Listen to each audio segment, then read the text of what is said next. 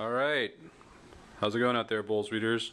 Today we have a battle report for you with Horde's Trollkin versus Warmachine Khador. We're doing Trollblood GunBjorn over here versus Khador's epic eSorcha, and there she is right there in the middle. I'm going to be playing against Nick today. Nick, got anything you want to say about your army? What you got set up here? Any cool synergies you're going to try to be getting off on me? All I'm going to be trying to do is take out your trolls during Sorcha's feet turn with the behemoth. That's the only reason I'm here today. Yeah, that sounds about right. And I got to tell you, with all these heavy beasts I'm running, I am pretty afraid of Epic Sorcha's feet. Her feet doubles any damage taken, so that's going to be extra good with this beast heavy list I've got. What I've got today is GunBjorn, like I just said. I'm going to be trying to make the most of his cool battle group spell that lets me boost all my attack rolls. So to that end, I've got a Winter Troll. He's got a nice spray breath weapon, and that's always good when you can boost all your shooting attacks. I've got a Blitzer, a Bomber. I've got Rock to do some heavy hitting, but he also has a cool breath attack, and that's going to be really useful. And then I got a Slag Troll. So the idea is hopefully between Rock, the Bomber, the Winter Troll, I've got enough options to take care of both heavy armor and mobs of infantry. I've got a Krillstone Bearer to help buff the armor of all these beasts, hopefully make them a little harder to kill. And then of course I've got the obligatory whelps who are going to be there to help me deal with threshold checks and help with some healing. I've got Janissa to throw out an extra rock wall, and hopefully that will keep my trolls from getting charged and just broken to pieces.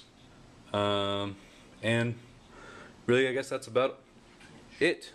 Over here, let's go take a closer look at Nick's army. This is what he's brought to destroy my trolls. We've got a Winter Guard Death Star with Kovnik Gorvich, of course. We've got Winter Guard Mortar, Beast 09, and Behemoth, both excellent at squishing trolls.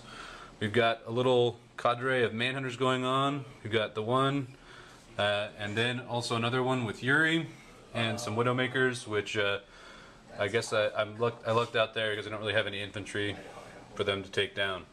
So we will come right back after turn 1 movement. Oh, and we are playing the Steamroller 2012 scenario, outflank, outfight, outlast, and that means Nick and I are both going to be trying to go for these zones here in the middle. Alright, end of turn 1, so I went second, mostly just a lot of moving up, getting towards the zones. I put my Rune Bearer in the middle, or that is to say my Krillstone Bearer, full of fury, so it could buff the armor of all these beasts. It's also doing no continuous effects, but that's not going to matter.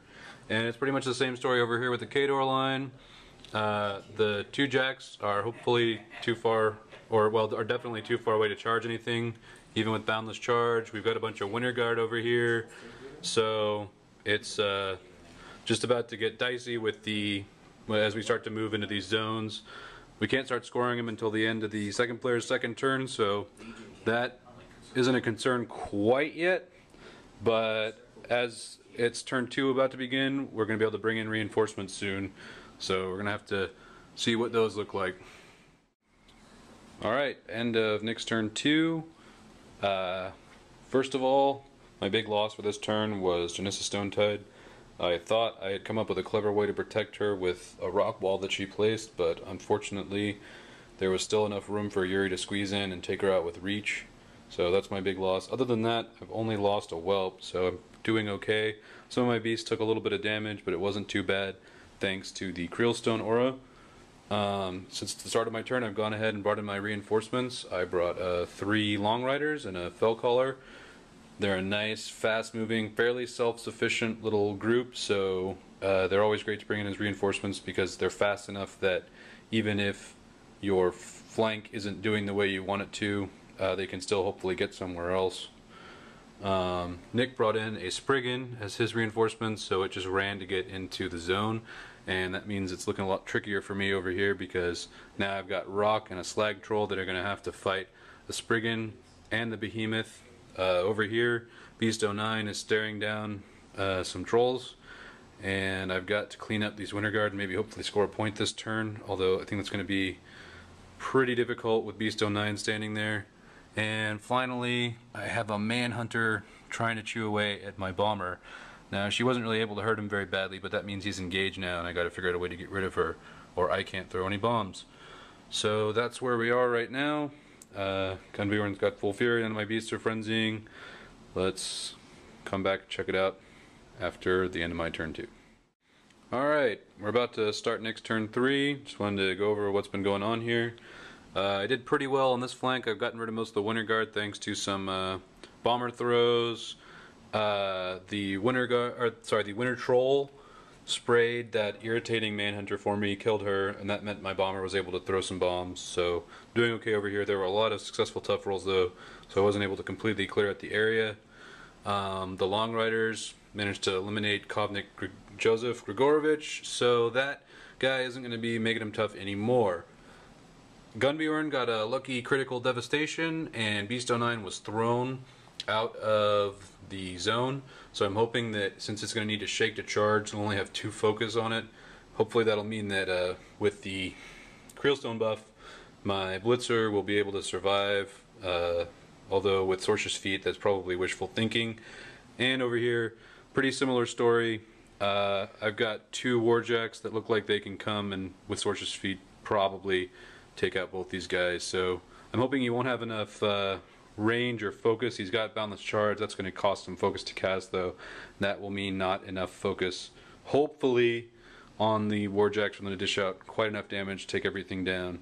So this turn could probably end it for me. I had to move guys up in order to contest zones and try to score them, and just because of the amount of damage Nick's gonna be able to put out, probably not looking so good for me, but we can always see how it goes. Yep, that's about all I gotta say. Nick, you got any thoughts? I'm looking forward to this next turn. Yeah, that's what I was afraid of. All right, out for now.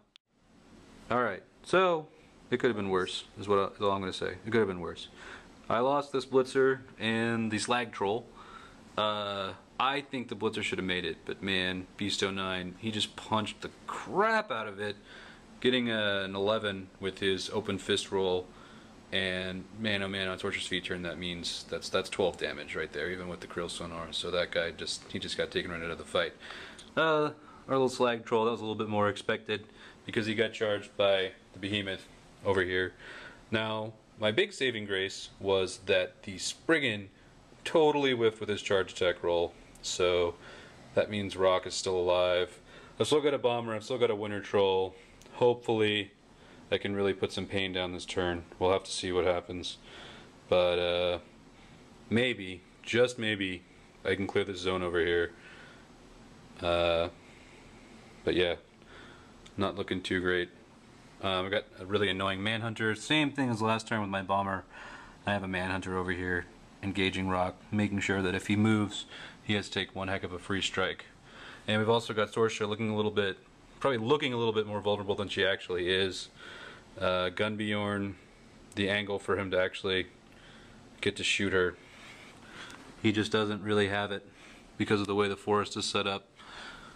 Even if the Bomber moves into the forest, I don't think he'll have 3 inches because he'll have to go through difficult terrain.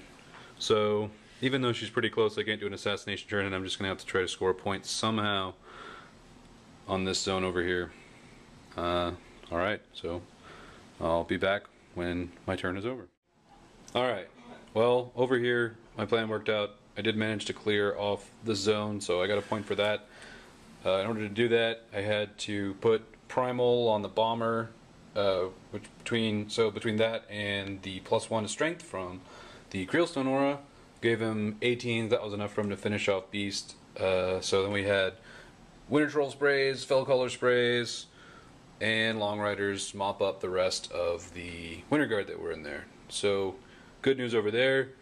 On this flank, unfortunately, things went a lot worse. Rock didn't even manage to take out any systems on these 2 guys, so they are just going to punish him terribly for his mistake next turn. That's a given. And then, you know, unless some kind of dice miracle happens, Nick's going to score a point there. and with that heavy lost and the bomber over here automatically frenzying thanks to primal next turn, that means I'm going to be struggling to keep up. But at least I have a point, so that's pretty good, but not looking as great as I'd like. And we'll be back after Nick finishes off his turn, and hopefully not Rock. Alright, so there we go. Pretty predictable. Rock gone. Very sad. A lot of my KSB gone as well. And Nick has a point for himself now. eSorcha, again, looking a lot more vulnerable than she is. She's out of line of sight for pretty much everybody. I don't think there's going to be any way to take care of her this turn. So I think they're looking particularly great for me, but maybe I can figure something out. Alright. That's it for now. I moved some models around, but there really wasn't much point to it. Well, I did score a point. I mean, as you guys already saw, upon clearing Rock out of the objective, Nick scored himself a point there.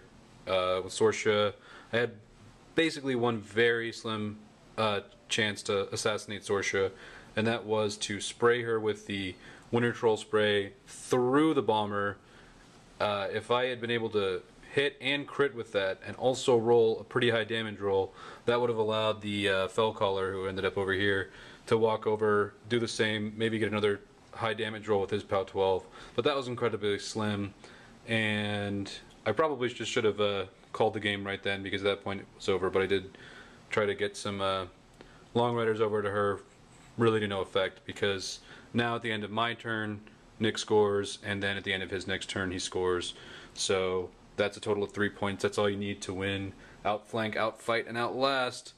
So definitely a loss for me there. And I think really the big lessons here, number one, my problem with Rock from the beginning was always that while Primal seems really cool on paper, losing that whole turn for a heavy beast with the auto frenzy is just really nasty, because, and that's pretty much the situation here. eSorcha was the one who claimed this control point, or rather I should say who contested it, keeping me from scoring it again. And if this bomber hadn't had to frenzy and lose a whole activation, he could have been able to walk into the woods, at least throw some bombs at her, maybe be scary enough that Nick wouldn't have wanted to risk it. But since he knew the bomber was going to lose his whole activation because of Primal, he could just put eSorcha right up there and be like, okay, well, I know you don't have line of sight with GunBjorn, you can't really hit with anything else. So that gave him the confidence he needed to contest the point, kept me from doing anything to retaliate. And I really think that is in a big way why I lost the game, although it didn't help that Rock couldn't handle his own over here. But man, even Rock can't take Behemoth and a Spriggan. That's probably asking too much of that guy. So it was a lot of fun. I lost. It always sucks to lose, but like I said, there's definitely something to learn here. So that's still something to be gained. So I hope you enjoyed watching. Thanks a lot, and that is it for Trollbloods vs. Khador.